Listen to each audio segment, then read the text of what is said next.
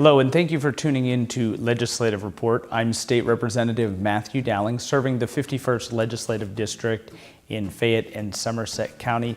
Today, our Legislative Report is coming to you from a historic home in the 51st District, Kentuck Knob, and my guest on today's show is Lord Peter Palumbo, who is the current owner of Kentuck Knob. And I wanted to talk a little bit about your background and what made you interested in purchasing and preserving Kentuck Knob. You know, Kentuck Knob is, for us, a huge tourism attraction for the area, and of course has another Wright property right here, just several miles away. So I know a lot of visitors come to the area to see the architecture and design.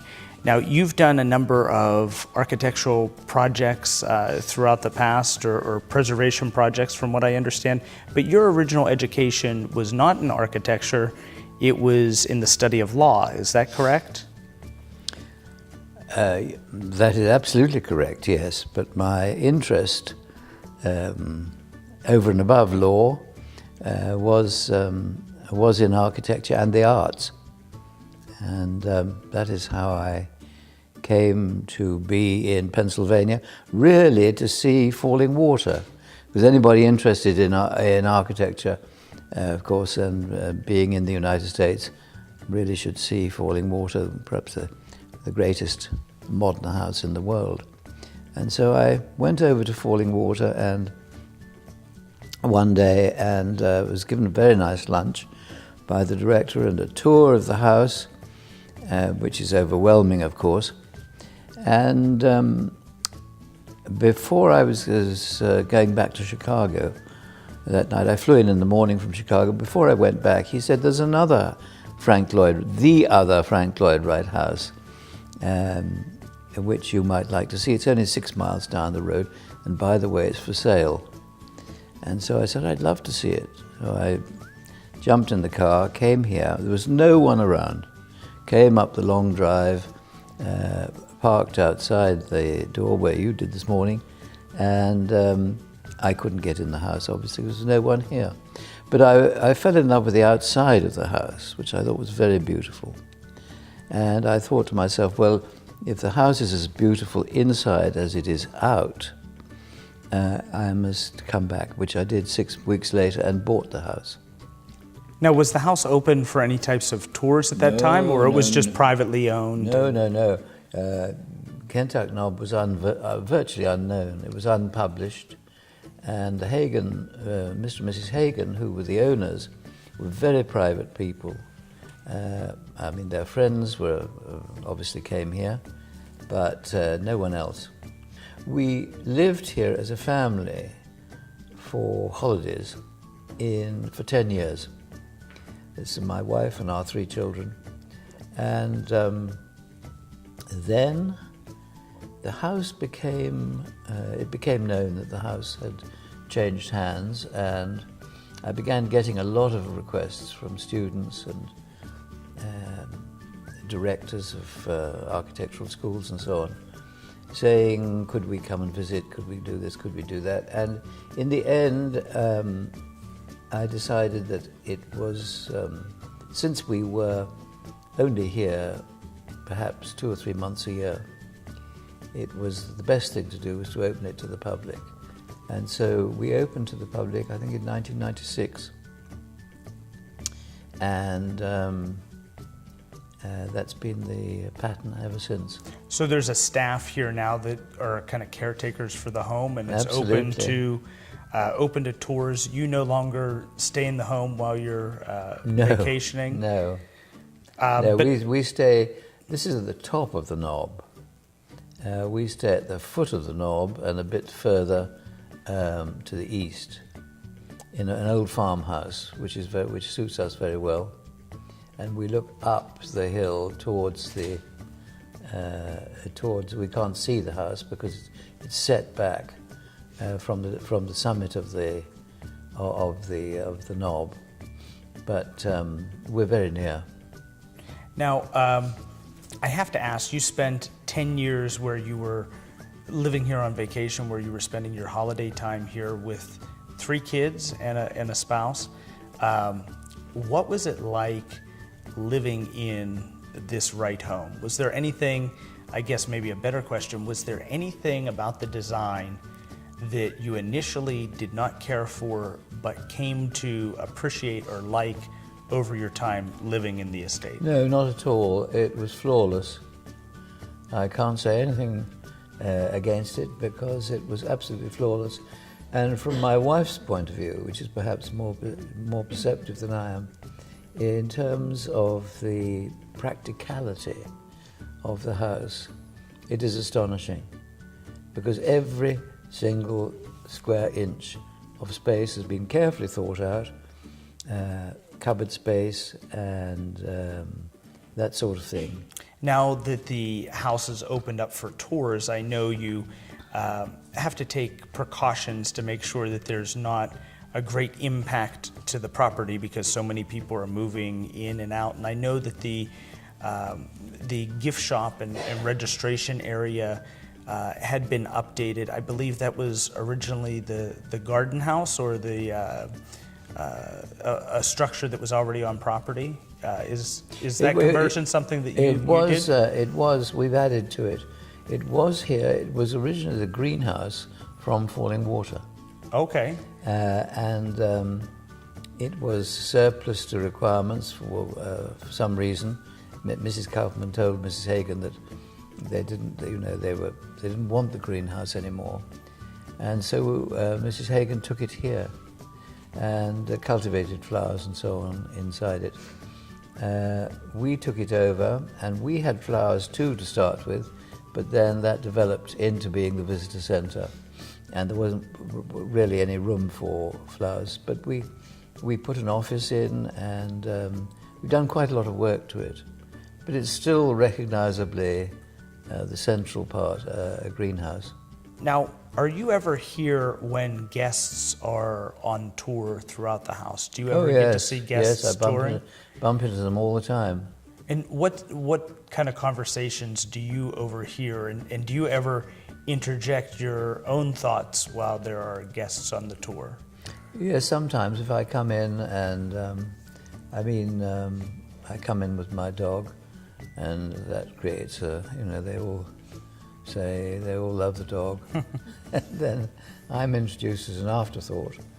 And so I chat to them, say hello, and nice to see you, and welcome them. And we talk for a little bit, and then I go and do whatever I've got to do here. What are some comments that guests have given you as feedback? Well, I think the typical one is that it has a very human dimension. That is to say, people feel that they could come in the front door without any luggage and live here quite happily, because everything is arranged in such a way that it is, although it's a home that's open to the general public, and very welcome they are too, nevertheless it could be, at the flick of a switch, a private home. We had 35 minutes or so as our crew was setting up, and we were having a discussion. And many times on the tour you don't sit on the furniture and things of that nature, but we did get to sit on the one wall of which perhaps we'd call a couch, and I found it myself to be a very comfortable environment, looking right into the wooded area, which hasn't started blooming yet for the season, but just being amongst that natural beauty, I think is something that I was taken by. Even though I've been through the house on tours many times before, it's rather different being here in a more intimate setting, which you and your family experienced during the time you lived here. Yes. Well, that banquette along the wall to my left was, of course, part of the design of Frank Lloyd Wright. And what perhaps you may or may not know, but if you lift the cushion, which is squab on which you sit, it is a cupboard. So all that stretch of wall is cupboard space.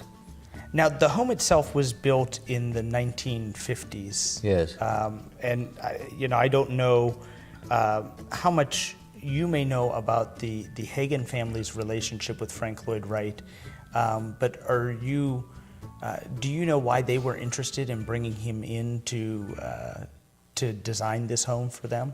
Well, they were friends, as I told you, of Mr. and Mrs. Kaufman of Falling Water, and Mr. Kaufman had been a real lifesaver for Frank Lloyd Wright for many, many years, in good times and times that were not so good. He had been there for him, as it were, to help him along. And so when Mr. and Mrs. Hagen bought this property, which was a farm with nothing on it, I think it was 89 acres of land, they decided to build a house, and they loved Falling Water. So they asked Mr. and Mrs. Kaufman to give them an introduction to Frank Lloyd Wright, which they did. They wrote to him and said that they'd bought some land here, and would he consider accepting a commission to design a house. And they got a reply that said, of course I'd be interested to design a house, but I'm much too busy to come out and see you. You come and see me in Taliesin, in Wisconsin. And so they went there, and I think in some trepidation, because Frank Lloyd Wright was, God in the architecture, in the world of architecture.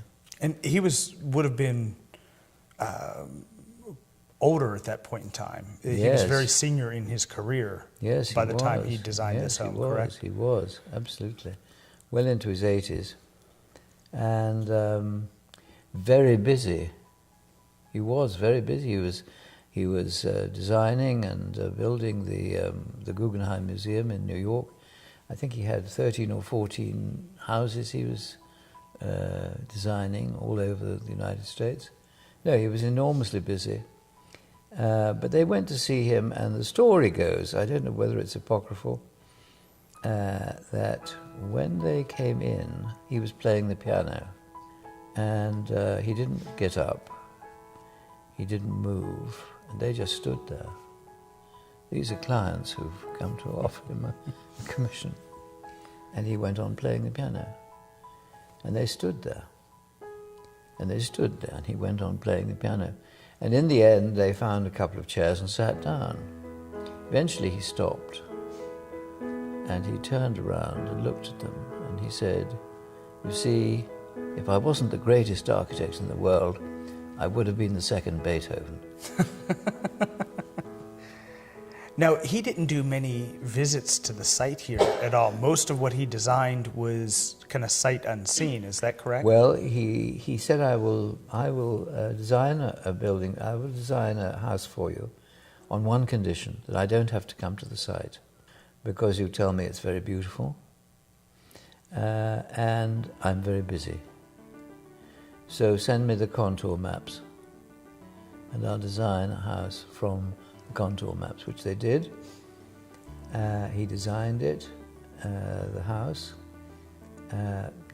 sent it to them. Do you like it? Yes, we do, very much.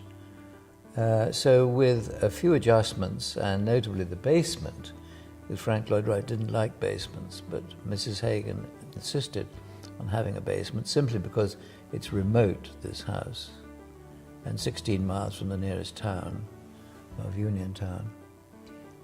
She said, I must have space in the basement. So he put that in reluctantly, but he put it in, moved the house, I think, adjusted it slightly, and it was built like that. He came once when they said, we like the plans, and they were fully adjusted.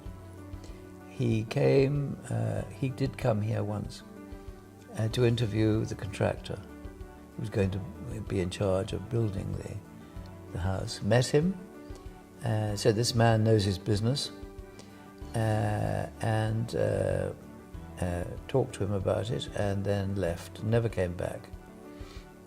The contractor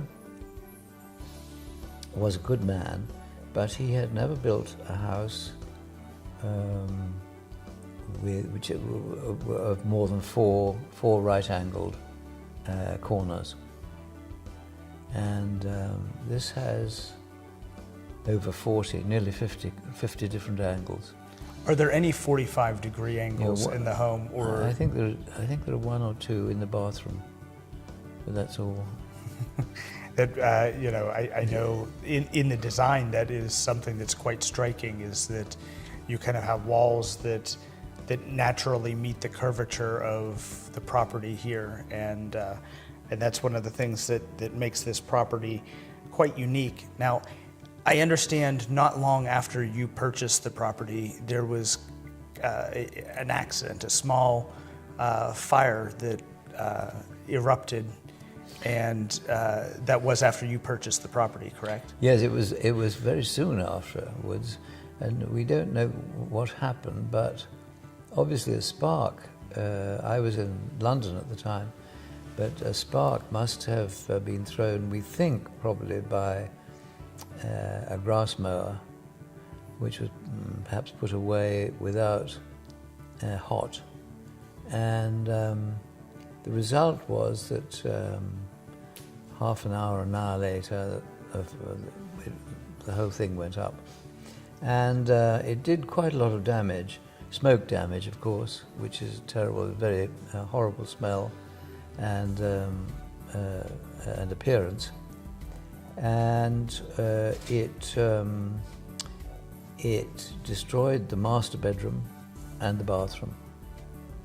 The fire service was here very quickly and put it out. And then we reconstructed those two rooms with the help of a gentleman from Pittsburgh who had worked with Frank Lloyd Wright, and I knew his work very well, and I think he worked on the house here when it was going up. So, lovely man, and did it quite beautifully. And that was architect Bob Taylor, I believe, or? Yes, I don't know whether it was Bob Taylor. And how long did those renovations or restorations take to the home? They took, well, of course, the home wasn't open to the public, of course. Must have taken 6 months, 6 or 7 months. It was very, very carefully done. And at this point in time, you really can't see any differences between the original structure and the restoration that was done? No, in fact, I think it might even be a little bit better, because they found that one or two things in the original drawings hadn't been done quite as they should have been. And so they were able to put those right. Now, Wright passed away, to my understanding, long before you had purchased this house. Yes, 1959. So, in addition to the house that's here and open for tour, there are also a number of pieces of artwork that you have acquired and brought to the property. And I wondered if you wanted to talk a little bit about that artwork that you have on display here. Oh, well, I've always been a bit of a magpie. That's to say, I buy things that I like, and I've never had any idea where they're going to be put. And so it may be 10 years or 20 years before that opportunity, you suddenly think, well, that should go there. Do you change out the pieces of art at all? Yes, we swap them around a bit. And where, as an avid collector, where have you obtained most of these pieces? Oh, mostly in London. Do you have a favorite piece that's on display? The one I'm looking at the time. No, I mean... the home itself. Absolutely. Now, the home itself, and we talked a little bit about its makeup, but it was built of indigenous materials from what I understand. The sandstone, the red cypress, etc. Is there any kind of decor that Frank Lloyd Wright built into it that might have been indigenous from this area? Well, the stone was, I think, just picked out of the ground on the property. And there were two wonderful father and son, Jesse Wilson and his son. His son's still alive, who worked on this. I think there are 800 tons of stone that they found on the property, dressed and put in place by themselves. An enormous job for two people in all weathers, and it took them a long time, but they did it beautifully. The tidewater, the red tidewater cypress, came from elsewhere, not from the property. Frank Lloyd Wright offered, I think, to make furniture for it, because he liked to do that. He liked to know that the house was furnished in his style, and even bolted furniture to the floor, so because he was so precise and didn't want everything. He wanted to control the whole thing.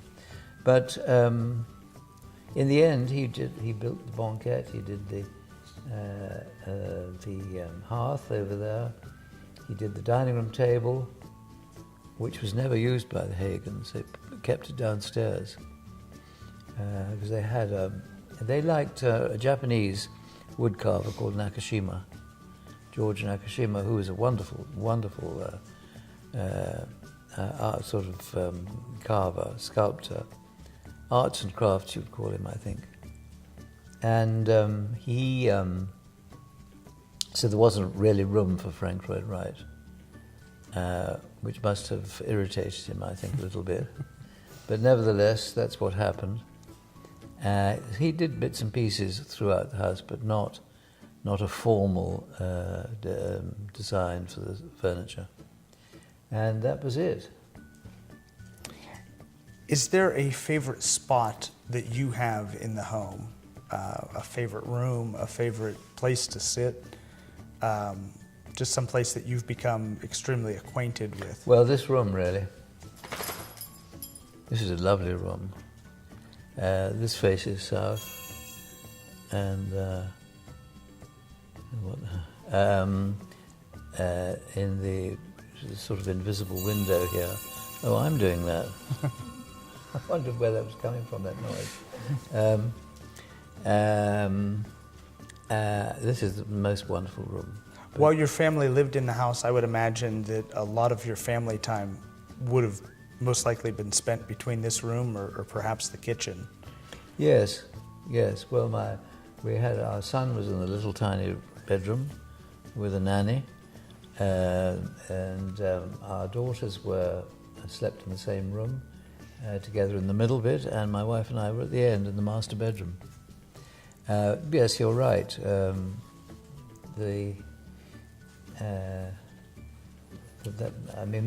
Most time was spent here, but the kitchen was very important, and that was important to Frank Lloyd Wright. He thought it was the centre of family life was the kitchen. It anchored the whole composition. And it's probably one of my favorite design features in the home, because while it's rather small compared to today's size kitchens, it seems to be extremely functional with some of the pieces that were added to the design. So that's one of my personal favorites. I wanted to talk, before we have to wrap up today, you originally being born and bred in London, England, and having traveled to Chicago and quite a number of places. What is your attraction to southwestern Pennsylvania? Why Why did you choose to purchase a home here other than the home itself? And why do you enjoy spending time in southwestern PA? Well, I think, first of all, it's an incredibly beautiful state. And it has a very distinguished history. It's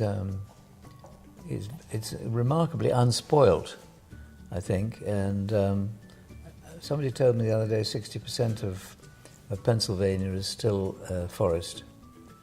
So it's that the historical context was important. It's George Washington country. This is where he cut his teeth as a colonel in the Virginia militia in the 18th century. As a very young man, I think 22 years old. But there was a British regiment at the time, and he moved from here to what is now Pittsburgh. It was Fort Duquesne in those days. So it's full of Washington memorabilia. But the Appalachians are, of course, very beautiful. And Frank Lloyd Wright is one of the greatest architects that's ever lived. And if you put all that together, it's a pretty impressive package. And, well, as I say, I fell in love with it straight away. You've been a visitor, and maybe a visitor even so often that you're a member of the community here. When you are vacationing in this area or on holiday in this area, is there anything you make a point to do, anything you make sure that you see in the region or try to get to or visit or experience while you're here other than the home? Yes, we travel around. There's a lot to see. There's a lot to do. We go rafting on the river, which Washington tried to do. His notion was that he might be able to get to Fort Duquesne, 60 miles away, by river, and it would save a lot of time other than hacking his way through the forest. And he would go up in the Youghiogheny River and then find his way to Fort Duquesne that way, into the Monongahela and up to what is now Pittsburgh.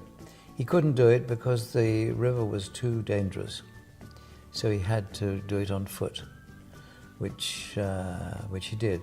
So it's full of history, and it's interesting because when friends of my children come out here, children are now in their 20s, but when they come out here, they come and visit them and they say, well, how do we get to, where is Pennsylvania? What happens in Pennsylvania? And they come out here and they've absolutely no idea. But after a week here, they all say, whenever we come back to the United States, and they come from all over the place, all over the world, passing through the United States, they say, Pennsylvania is going to be our first stop, henceforth. They simply are overwhelmed by the beauty of Pennsylvania, and this part of Pennsylvania. Well, Lord Palumbo, I want to thank you for making time to sit down with us and for allowing us to sit down in this beautiful home, and also for being such a great caretaker of this historic landmark in our area. It was a pleasure to talk to you today. Well, you're very kind and most welcome anytime. Thank you. Thank you for tuning in to this episode of Legislative Report. I'm State Representative Matthew Dowling.